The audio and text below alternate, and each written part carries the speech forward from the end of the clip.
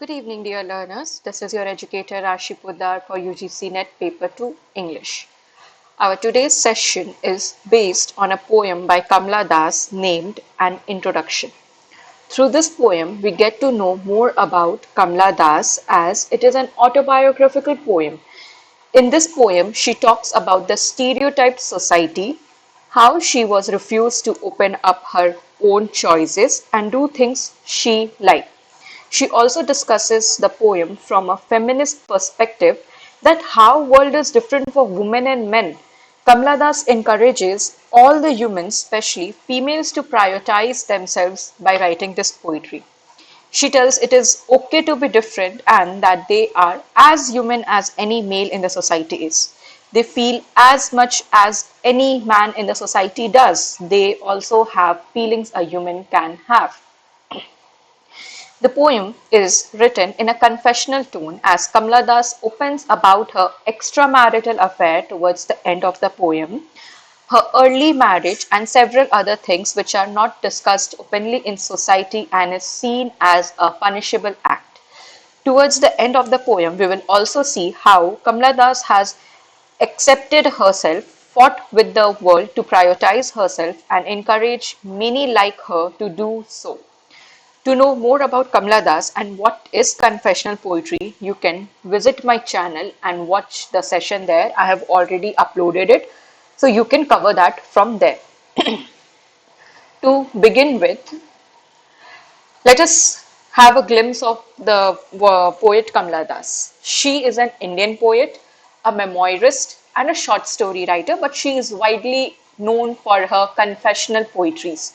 She wrote in English and Malayalam, and this is the main agenda that we will see in her poem right now, an introduction, where she tells that English is the language she prefers to write, but the people of the society are telling her to write in Malayalam.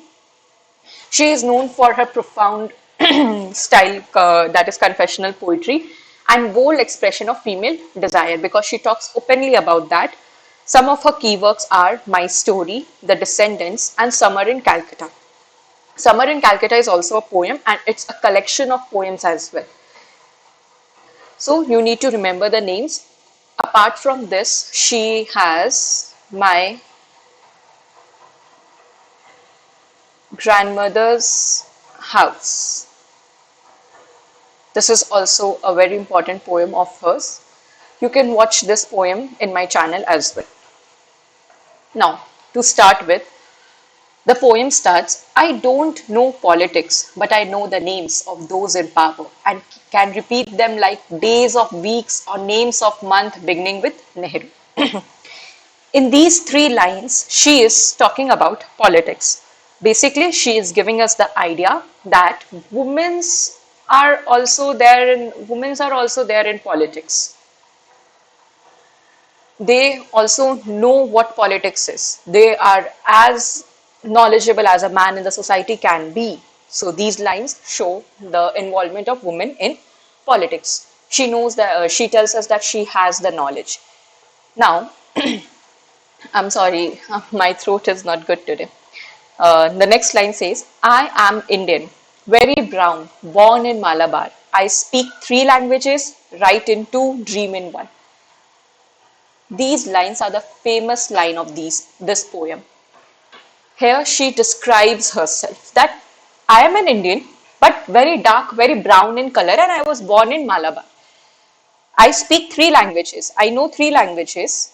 Write in two, but I can write in two of them, and I only dream in one.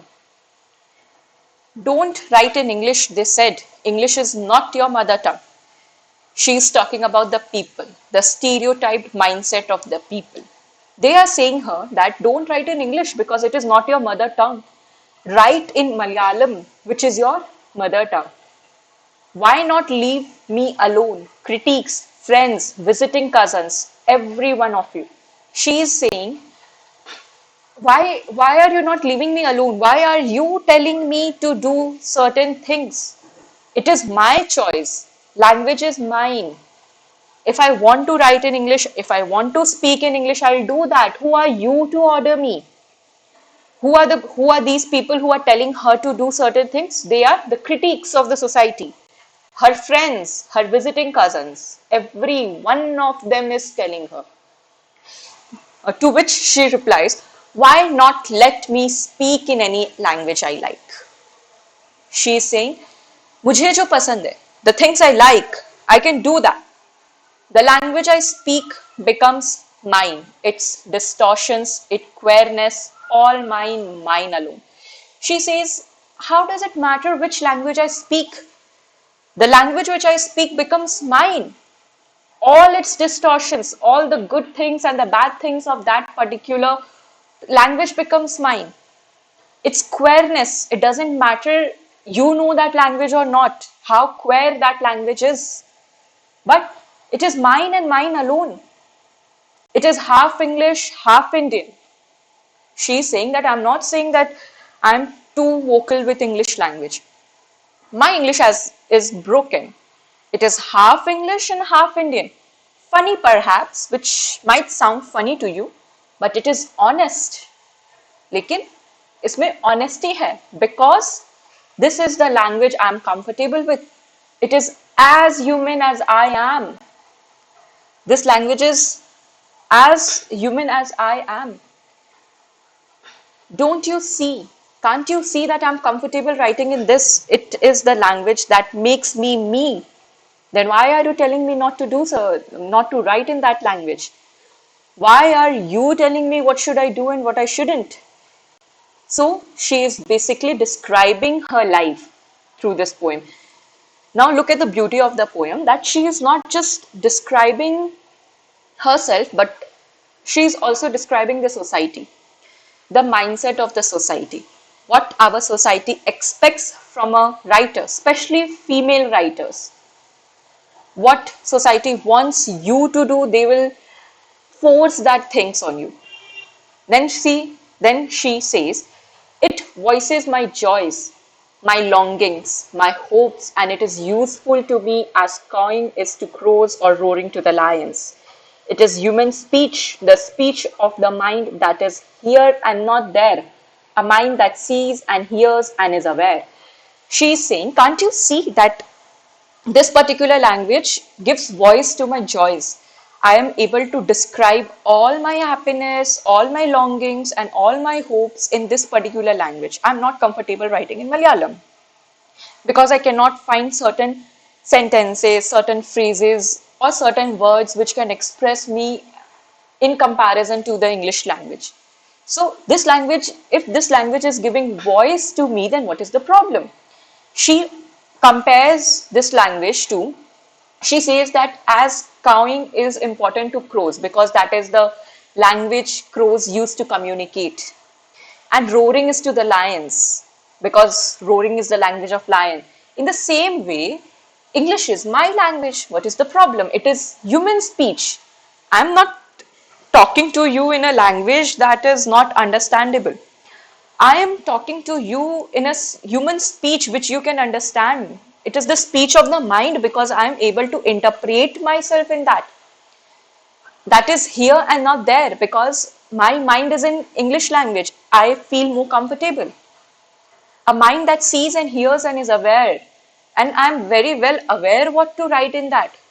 Then what is the problem? Not the deaf, blind speech. I'm not using something you can't hear. I'm not using something you can't read. I'm not using something that that is complete alien to you. She says, not the deaf, blind speech of trees in storms or of monsoon clouds or of rain or the incoherent mutterings of the blazing funeral pyre. She is saying that I'm not using any non-verbal communication with you. I'm not giving you sign language. I'm not telling you to read braille letters.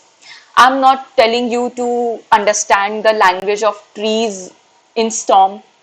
I'm not telling you to understand the monsoon, clouds, rains, and the incoherent muttering of the funeral pyre, how the fire communicates at that time, jab chita pe rehte.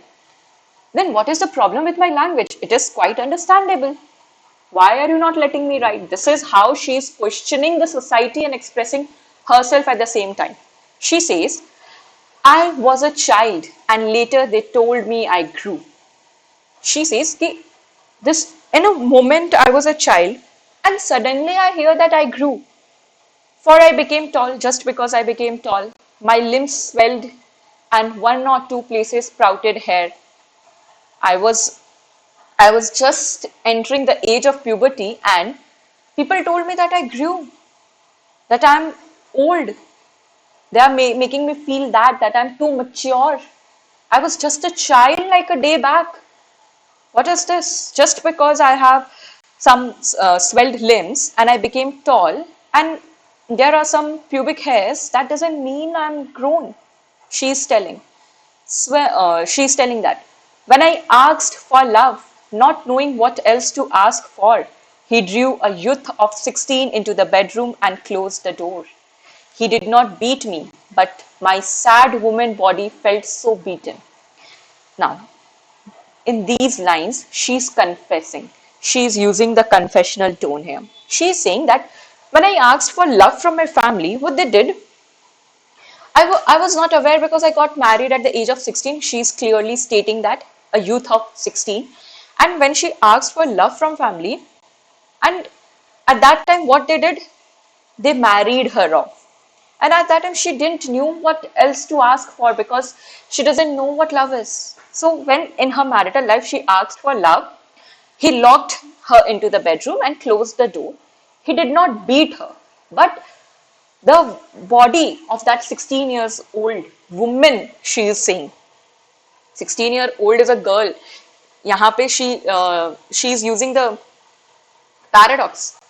One side she is saying youth, and in the other line she is saying woman. So this course, the course of asking love, made her woman. So she is saying that that person did not beat me, but my sad woman body felt so beaten because of the sexual intercourse which was not appropriate for the 16 years old body.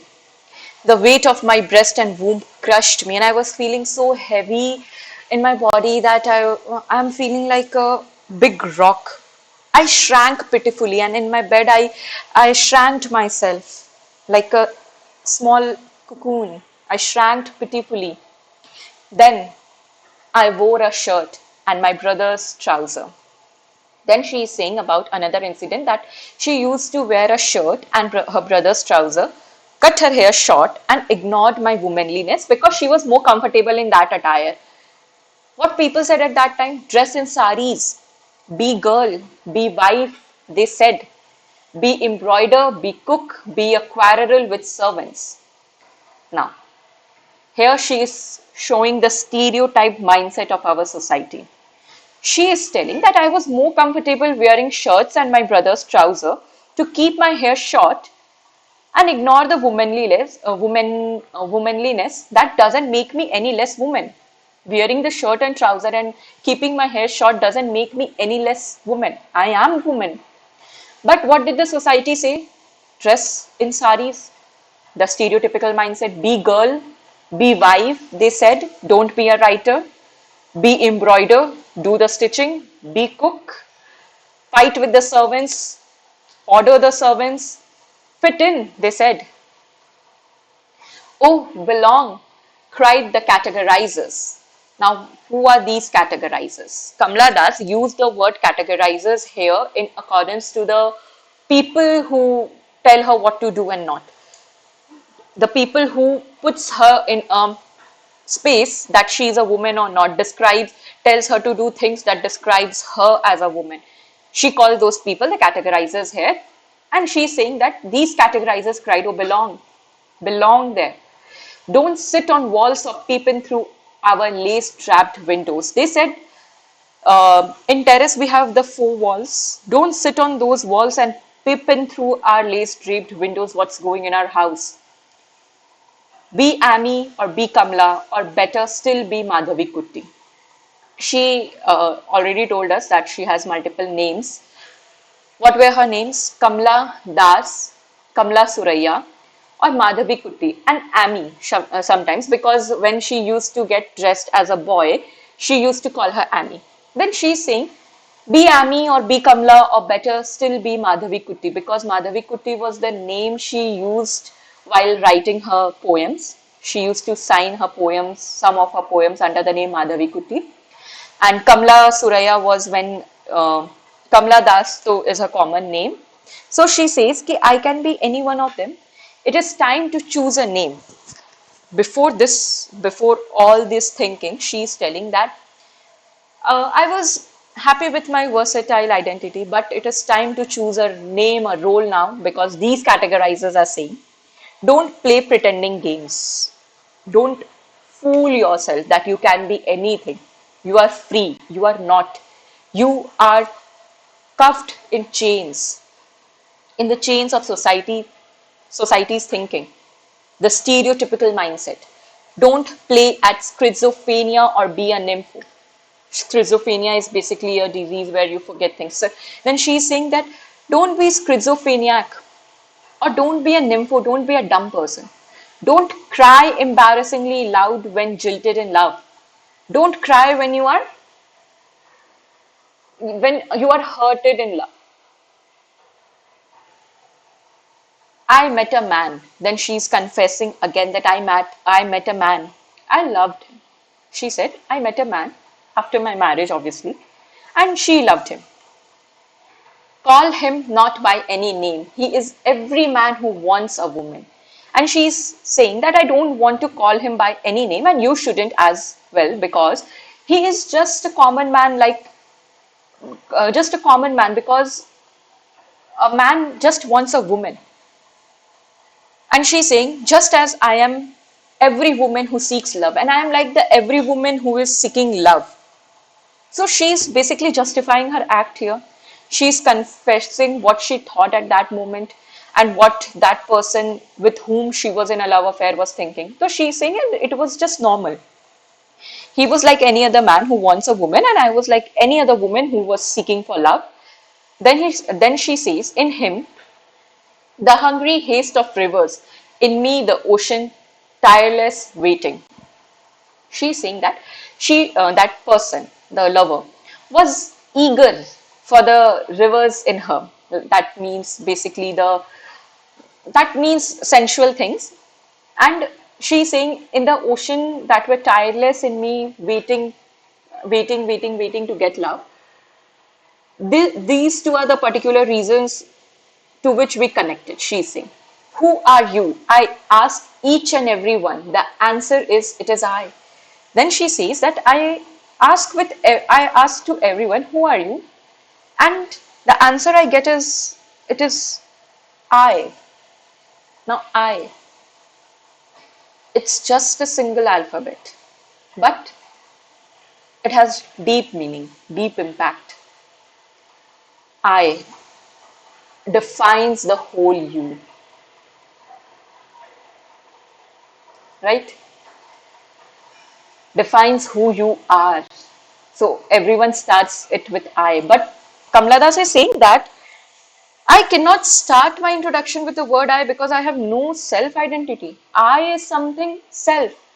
But I am lacking this self because most of the people lack this self because they are created by the stereotypical mindset of the people. So she is saying that wherever I went and I asked many people, and the answer always was that it is I. Anywhere and everywhere I see the one who calls himself I in this world. Basically, she's talking about the male society now, that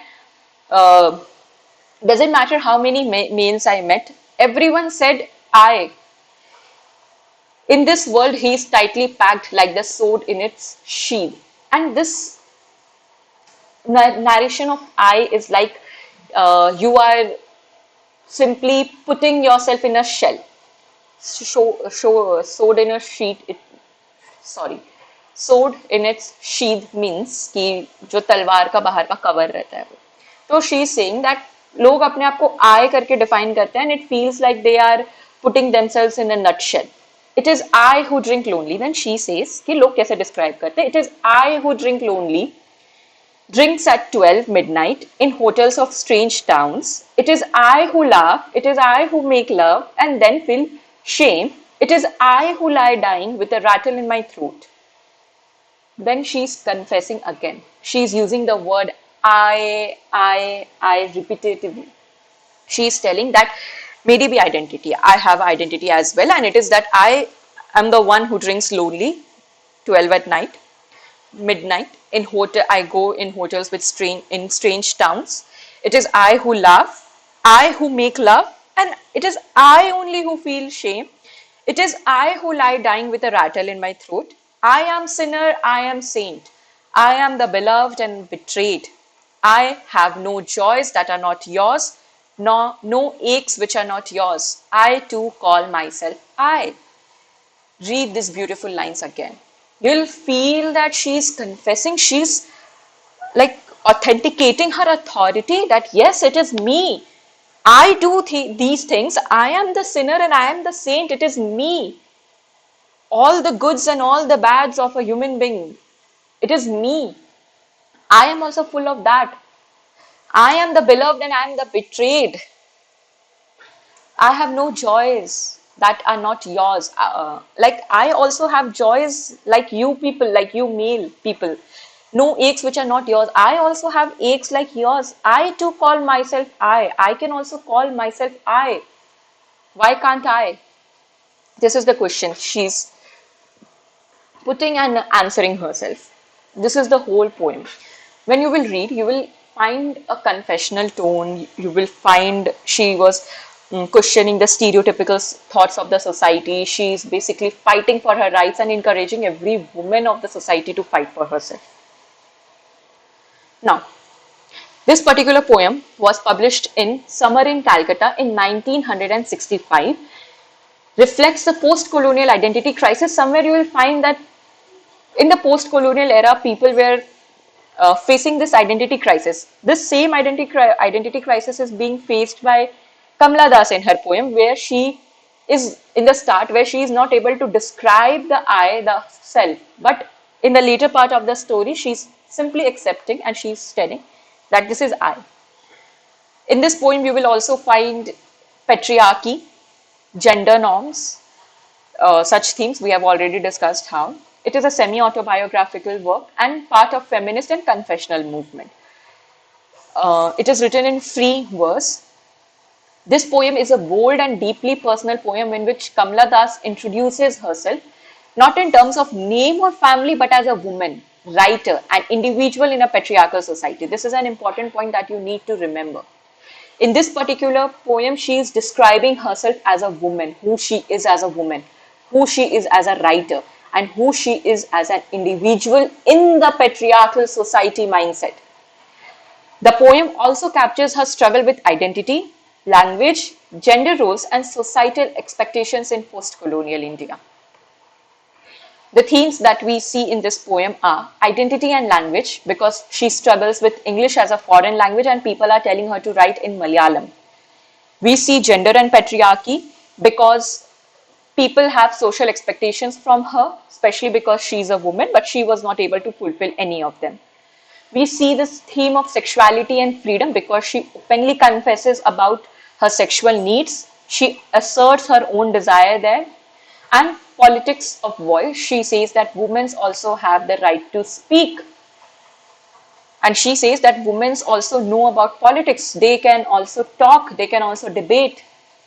These are the themes that we see in the poem.